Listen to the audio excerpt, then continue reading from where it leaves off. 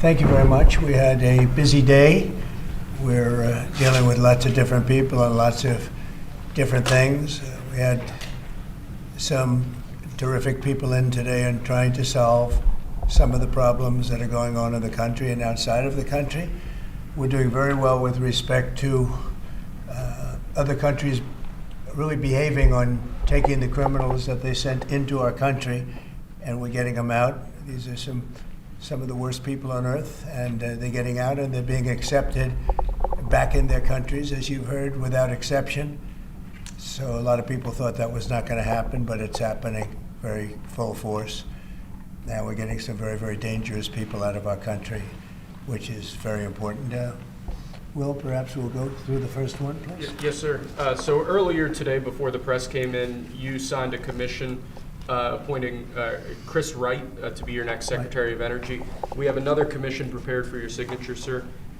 This is Doug Collins to be Secretary of the VA, Doug Collins of Georgia. Two very good men.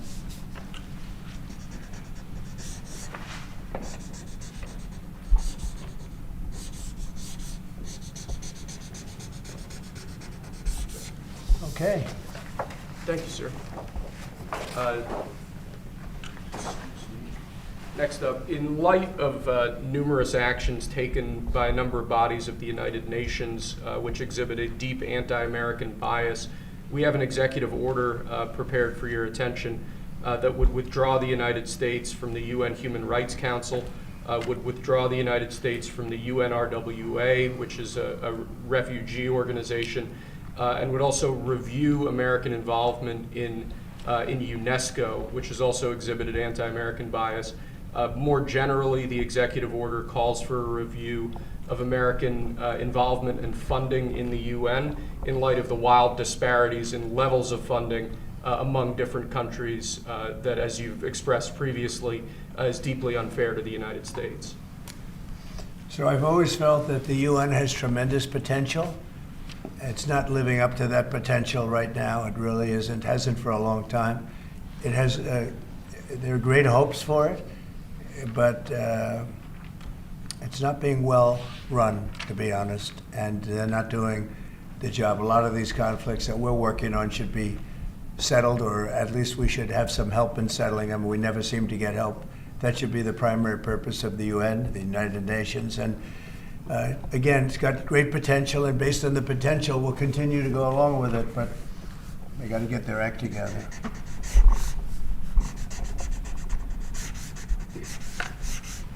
What would they need to do, sir, to get their act together? Well, they got to be fair to countries that deserve fairness.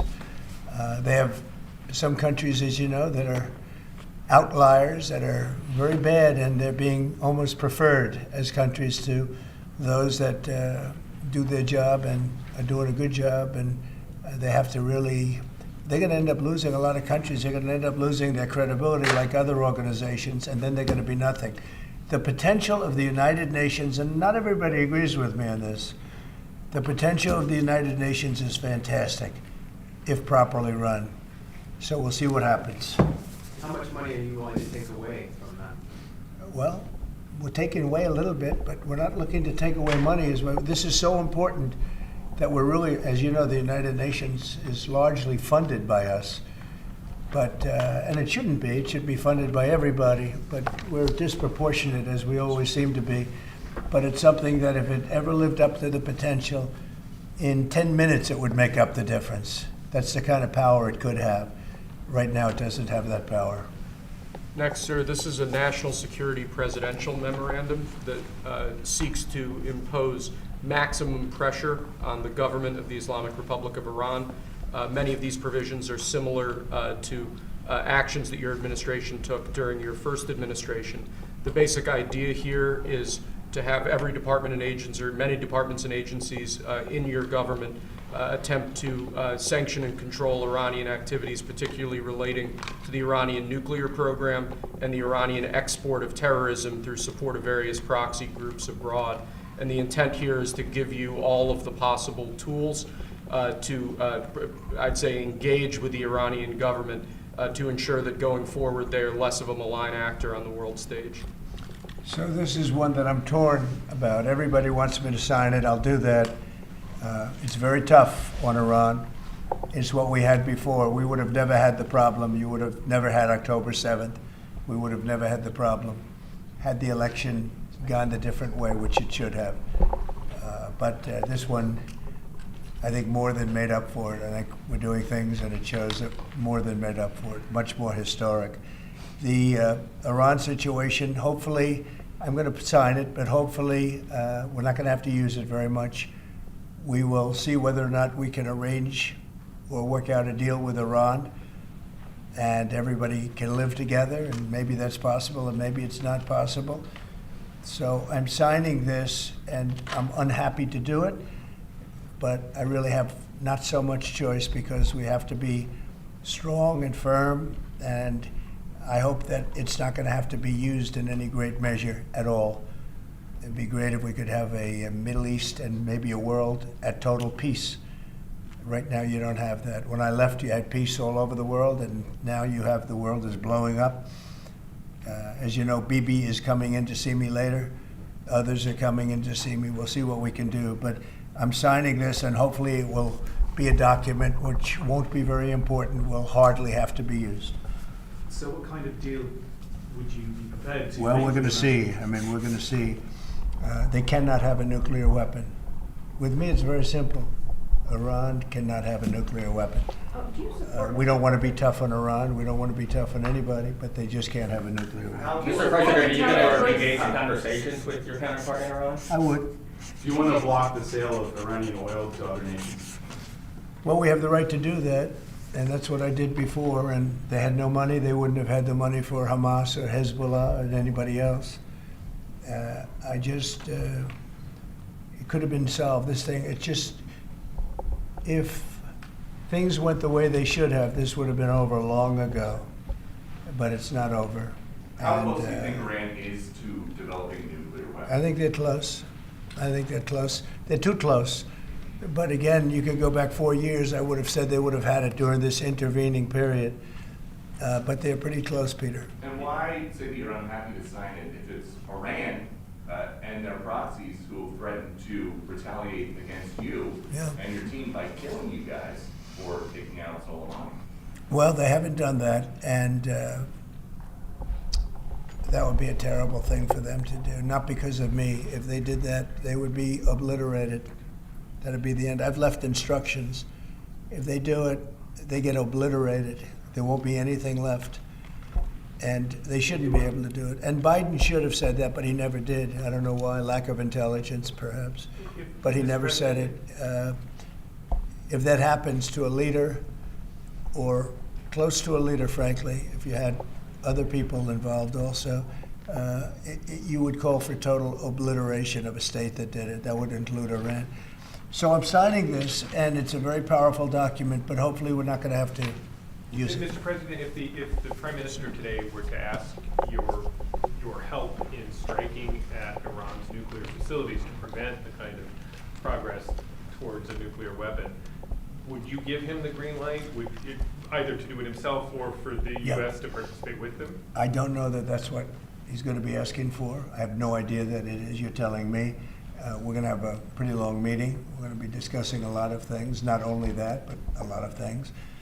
And I'll let you know if the time comes to let you know. But right now, that's not something that I can discuss. Mr. President, when you said if they do it, they get obliterated. Just to be clear, you're talking about if Iran made an attempt on your life. Yeah, that would be called total obliteration. And I can't imagine they do that. It should have been stated by Biden, but he didn't state it because he had no clue, as you know, as everybody President, what is knows. your vision actually for relationship Do you have with anything Iran? else? No, that's all we have. My vision for For a what? relationship with Iran, and would you? what I'd do you love to think have a Israel good would- relationship with everybody. They can't have a nuclear weapon.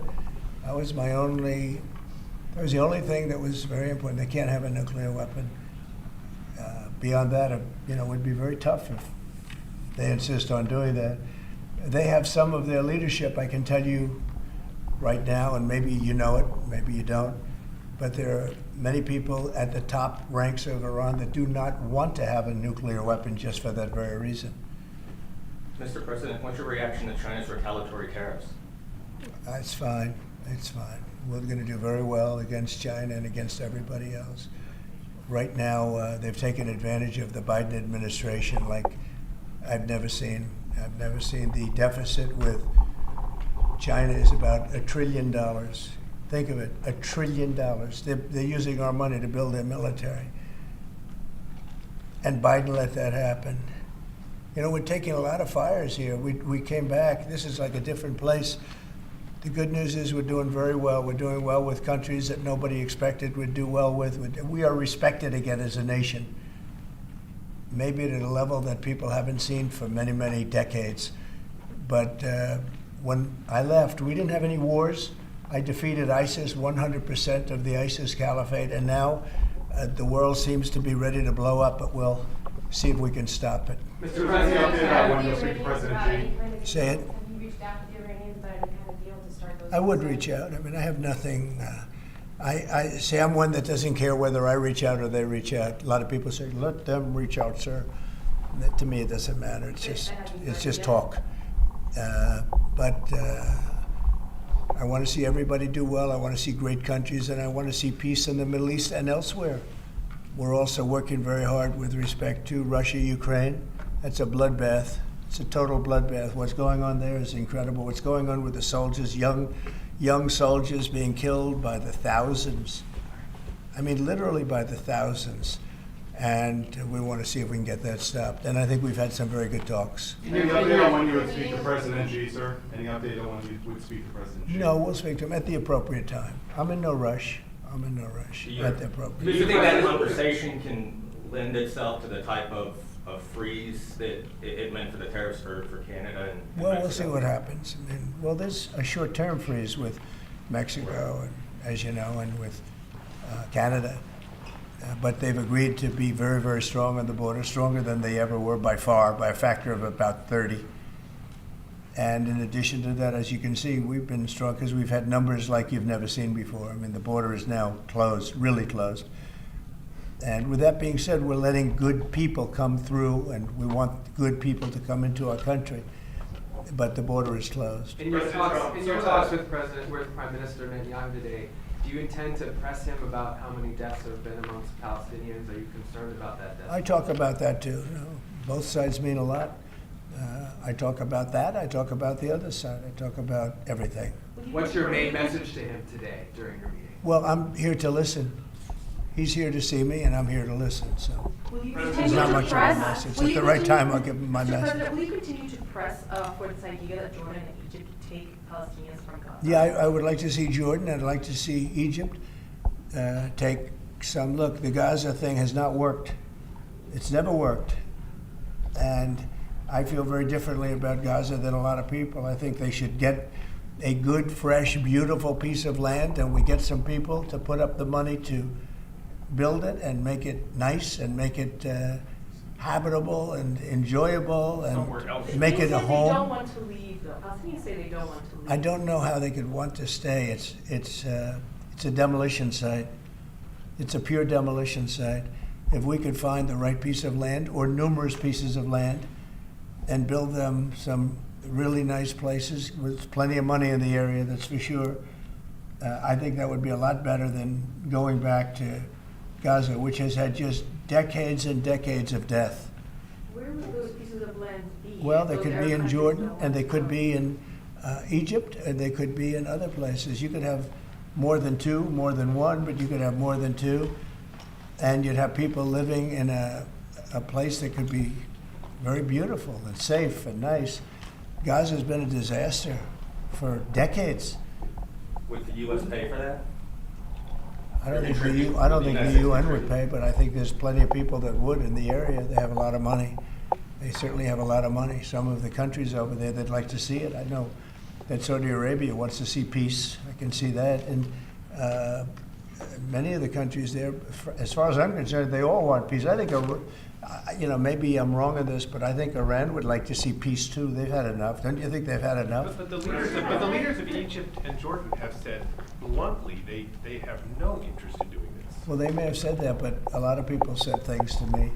They said they wouldn't take anybody back in Venezuela, and right now they're flying them right back into Venezuela. And a lot of people, and they're doing the right thing in Venezuela. The Panama Canal is an active discussion right now, and they said things about that.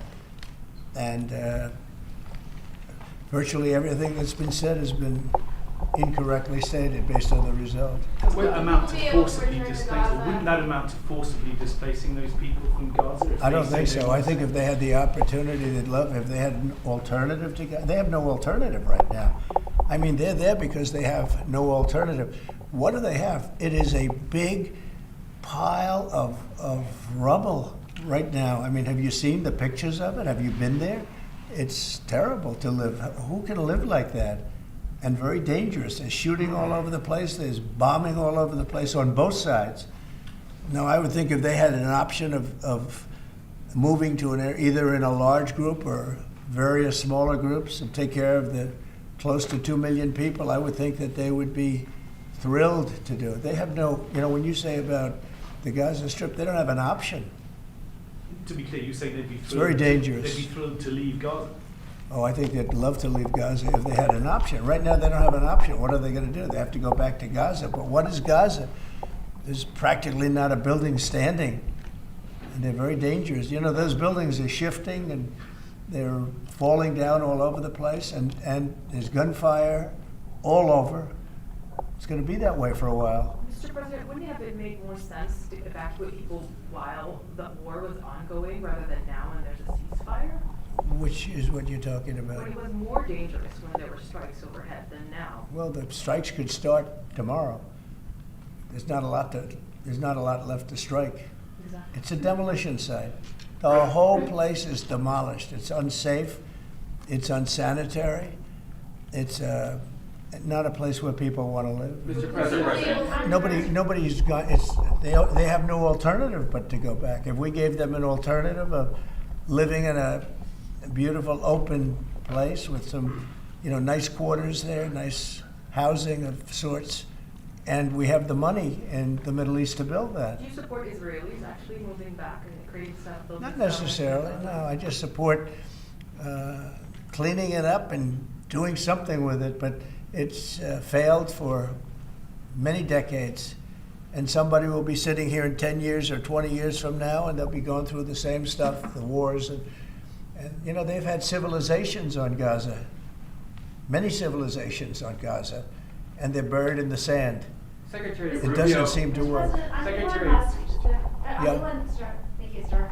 On Elon Musk, how often are you talking to him? And have there been ideas that he's brought to you that you said, oh, no, wait a minute, this is going a little too far? Well, many ideas, but look, he's done a great job. Look at all the fraud that he's found in this U.S. AID.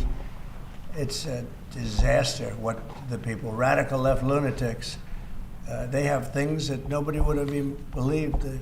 The whole thing with $100 million spent on you-know-what, with money going to all sorts of groups that shouldn't deserve to get any money, with the money. I'd like to see what the kickbacks are. How much money has been kicked back? Who would spend that kind of money to some of the things that you read about and I read about and I see every night on the news and every morning when I read the papers? Who would spend money for that? I would say this, the people that got all that money, are they kicking it back to the people that gave it from government? No, that's, to me, very, very corrupt. The real question is how much of a kickback has there been? And one of the things I want to investigate rapidly, because I've never seen anything to this extent, the train that's being built between Los Angeles and San Francisco is the worst managed project I think I've ever seen, and I've seen some of the worst. Billions and billions, hundreds of billions of dollars over budget. In fact, I read where you could take every single person that was going to go on the train and get the finest limousine service in the world and take them back and forth with limousines, and you'd have hundreds of billions of dollars left over. It is the worst thing, and we're going to start an investigation in that because it's not possible. I built for a living, and I built on time, on budget. It's impossible that something could cost that much. And now it's not even going to San Francisco, and it's not going to Los Angeles. They made it much shorter. So now it's at little places way away from San Francisco and way away from Los Angeles. No, we're going to start a big investigation on that because I've never seen anything like it. Nobody has ever seen anything like it. The worst overruns that there have ever been in the history of our country. And it wasn't even necessary. I would have said, you don't buy it. You take an airplane. It costs you $2. It costs you nothing. You take an airplane. But this got started, and if you have to, you drive. You can drive. Are there other agencies? They have hundreds of billions of dollars of cost overruns, and it's not even the same project. It's much shorter. It's way outside of San Francisco and way outside of Los Angeles. So we're going to be looking into Who's that. going to investigate that? Is that DOJ just going to investigate the train? No, I'm doing that myself. No. Some of these Doge engineers that Elon Musk has helping him are as young as 19 years old. That's good. They're very smart, though, Peter. They're like you. They're very smart people. Thank you. Have you met any of these guys? No, I haven't seen them. They work actually out of the White House. They're smart people. Unlike what they do in the control towers, where we need smart people, we should use some of them in the control towers where we were putting people that were actually intellectually deficient. That was one of the qualifications, is you could be intellectually deficient. No, we need smart people. Some are young and some are not young. Some are not young at all. But they found great things. Look at the list of things. Maybe I'll do it tomorrow. I'll read off a list of 15 or 20 things that they found inside of the USAID. It has to be corrupt. Nobody could approve that. They could only approve that if they were getting kickbacks. And you're talking about hundreds of millions of dollars. And it sounds like you're going to wind down USAID. Yeah, sounds like it. I mean, I think so. Yeah. So when that happens, which part of the government? Well, I could see Marco Rubio being in charge, State Department, because they're giving money to. I mean, some of the money is well spent, I guess, but much of it is really fraudulent. And on the Education Department, why nominate Linda McMahon to be the Education Department Secretary if you're going to get rid of the Education? Because I told Linda, I hope you do a great job and put yourself out of a job. I want her to put herself out of a job. Education Department. So we're ranked number 40 out of 40 schools, right? We're ranked number 1 in cost per pupil. So we spend more per pupil than any other country in the world, and we're ranked at the bottom of the list. We're ranked very badly. And what I want to do is let the states run schools. I believe strongly in school choice, but in addition to that, I want the states to run schools, and I want Linda to put herself out of a job. Do you think that's something you can do with an executive order? Or you can I'd like to be able to ask do it. Congress Yeah, I to would do like to be able to. Look, if I could give the schools back to Iowa and Idaho and Indiana and all these places that run properly, there's many of them. I think, so if you look at the list, Denmark, Sweden, Norway, believe it or not, China's doing very well on that list, a list of well-educated, where they run their school system well. You have a lot of countries, not surprising names. I think that if you moved our schools into some of these states that are really well-run states, they would be as good as Denmark and Norway and Sweden and some of the other states. And then you'd have the laggards, and you know who they are. I don't have to go to it, but you'd have the laggards, the same laggards that are laggards with everything else, including crime. But even them, you'll break it into systems. As an example, if you went to New York, you go to Westchester County, you go to Dutchess County, you go to Suffolk and Long Island and Nassau and Long Island. You have maybe 6 or 7 locations, and you have New York City, which would include the 5 boroughs. And I think even that would run much better than it does right now. Same thing with Los Angeles or California. You'd have Riverside, you'd break it up into 6 or 7, but most of them would be states, and you'd have one, like in Iowa, you give it to the state of Iowa, you give it to the state of Indiana, these are really well-run states. They don't have debt, they don't have problems, they don't have any crimes, relatively speaking, to speak of.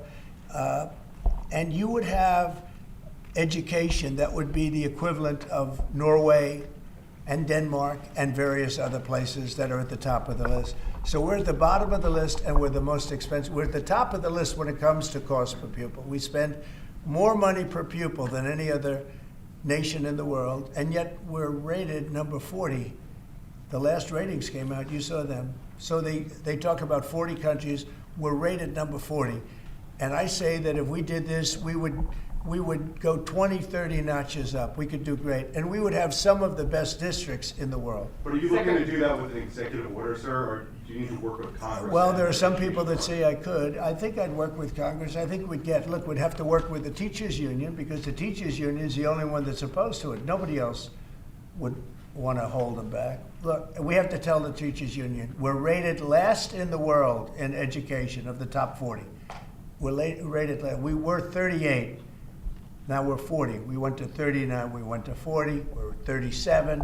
But we're at 40 now. The thing just came out. That's under Biden. Remember that. Secretary Rubio announced a deal this week that would allow potentially American citizens who are criminals to be put in a different country. Is that something you're looking to do? No, I didn't know that he announced that yet, but if he did, it's fine, yeah. We have hardened criminals, horrible people. You see him pushing people into subways. The train is coming last week. Guy walking around, just sees somebody waiting for the train. Train's coming 40 miles an hour, and he gets pushed into the subway. And that happens all the time. These are sick people. If we could get them out of our country, we have other countries that would take them. It's no different than a prison system, except it would be a lot less expensive, and it would be a great deterrent.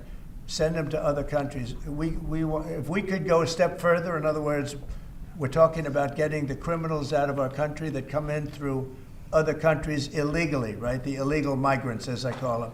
Well, we have people that are just as bad as them in our country. If we could get them out, I'd be very happy to get them. Salvador said that he would wanted you to pay a fee for that. Would you pay that? Well, it's a very small fee compared to what we pay to private prisons. But under what authority? And a very, very small fee. I don't know. We'll have to find that out legally. I'm just saying, if we had the legal right to do it, I would do it in a heartbeat. I don't know if we do or not. We're looking at that right now. But we could make deals where we'd get these animals out of our country. And you know, if you take the shooters, the people that hit old ladies in the back of the head with a baseball bat when they're not looking, that walk down the street, the people that you see it, the people that take out a gun and shoot you for no reason at all. If we could get these animals out of our country and put them in a different country under the supervision of somebody that made a relatively small fee to maintain these people, because you know what? These are criminals. You call them hardened criminals. They've been in jail 40 times. There's one 42 times. And every time the person gets out, it's a he. Every time he gets out, he commits another crime within 24 hours. And it's a heinous crime. It's a rough crime. We don't want these people in our country either. We don't want them in our country. If we had the option to get them out and let them be based in some other country at a fraction of the cost, and frankly, they could keep them, because these people are never going to be any good. That person that has been arrested 42 times or 22 times or 17 times and is all in for manslaughter and everything else, and only gets out because of a very weak judicial system that only goes after people like Trump. They don't go after the criminals. They don't go after people like this. And they laugh at our law. If that took place, you would have a lot less crime automatically. So, sir, Guantanamo Bay, on Guantanamo Bay, is there enough space there to accommodate? There's a lot of space to accommodate a lot of people, yeah, so we're going to use it. Can you talk a little bit We have about it. It's why? already up. We have it for nothing. But we can do less expensive and even more secure. We've had other countries come to us saying, we would love to do that. We would love to take your criminals and we'll maintain that. We'll be their jail. And I'm only talking for the most severe cases. Like, I watched that guy on tape pushing the man into the subway last week. That man that did that is a real bad guy. Many, many arrests. And do you think you're going to convince him someday to be good and a wonderful citizen for our country? It's never going to happen. I want to get those people out. I'd love to get them out along with the illegal migrants. The migrants are rough, but we have some bad ones too. I'd like to get them out. It would be all subject to the laws of our land, and we're looking at that to see if we can do it. What other countries have offered to take American citizens? Say it? What other countries have offered to take these Americans? Numerous, many. And Marco brought it up today. I'm glad he did, because a lot of people are thinking it. When I watch some of the crimes being committed in New York City and Chicago, look at Chicago, the volume of crime that they have, and the viciousness of the crime. These people are horrible people. And if somebody thinks they're going to be wonderful citizens someday, they're wrong. It's not going to happen. It's not going to happen. They're bad. These are hard, tough criminals. In many cases, they're crazy. They're absolutely crazy. But they're very dangerous. If I could get them out of the country and be in some other country where they're glad to have them because they make a small fee compared to what we'd pay to a private prison, or to, put them in one of our prisons that costs even more money, I think it would be great. I'd love to get them the hell out of our country. Thank you very much, everybody. President Trump. Thank you.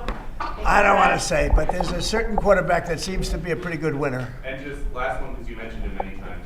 What do you think about Joe Biden signing on with the talent agency? You got to be kidding. He signed on with a talent agency? He's got some entertainment agents now. I think he's got bigger problems than that. I really do. I think he's got much bigger problems than that, but I wish him well. We inherited a mess. This place is a mess, but it's quickly being solved, the problem. We're going to make America great again. Thank you very much, everyone. Thank you, guys. Thanks, guys. Thank you. Thank you.